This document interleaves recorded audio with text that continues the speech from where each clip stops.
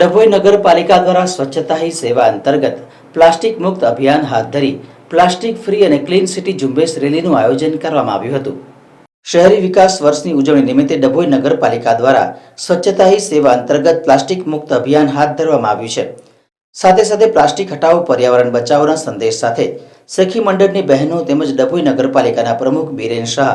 Chairman Tejalben સોની, મહેશભાઈ વસાવા, કિરીટભાઈ વસાવા, મહેશભાઈ પરમાર સહિત નગરપાલિકાના કર્મચારીઓ દ્વારા ટાવર ચોક ખાતેથી સરદાર બાગ સુધી એસએચજી માર્ચ પ્લાસ્ટિક ફ્રી અને ક્લીન સિટી ઝુંબેશ રેલીનું આયોજન કરવામાં આવ્યું હતું। આ પ્રસંગે નગરના રહીશોને પ્લાસ્ટિકનો ઉપયોગ ન કરવા માટે અપીલ કરવામાં આવી હતી।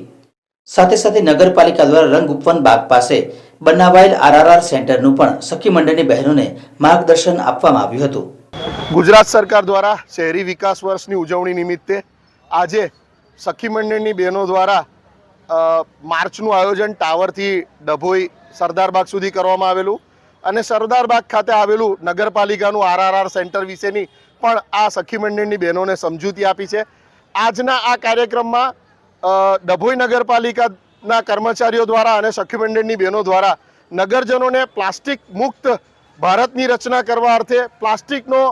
ખૂબ ઓછો ઉપયોગ, મહત્તમ ઉપયોગ જે લોકો કરી રહ્યા છે એને બિલકુલ ઘટાડો કરે, અંશતઃ બંધ કરે અને એકંદરે જીવનમાંથી પ્લાસ્ટિકને જાકારો આપે એ રીતના ઉદ્દેશ્ય સાથે આજની આ એસએચજી બહેનોની માર્ચ યોજી હતી। સાથે સાથે આરઆરઆર સેન્ટર જે સરકારશ્રીનો કોન્સેપ્ટ છે એને આગળ ધપાવતા લોકો પોતાની નકામી વસ્તુ જે કચરામાં ફેંકે છે પણ એ અન્ય વ્યક્તિને ઉપયોગમાં આવી શકે એવી હોય તો એ આરઆરઆર સેન્ટર પર જમા કરાવે, જેનાથી ગરીબ વર્ગના લોકો આ ચીજવસ્તુનો પુનઃ ઉપયોગ કરે અને દેશમાંથી જે ખૂબ મોટી માત્રામાં કચરો થઈ રહ્યો છે એ કચરા ન વધે અને વસ્તુઓ વધુમાં વધુ મહત્તમ ઉપયોગમાં આવી શકે એવી હોય તે તો ઉપયોગમાં આવે એ પ્રમાણેનું આજના કાર્યક્રમમાં ડભોઈ નગરપાલિકા દ્વારા આયોજન કરવામાં આવ્યું હતું।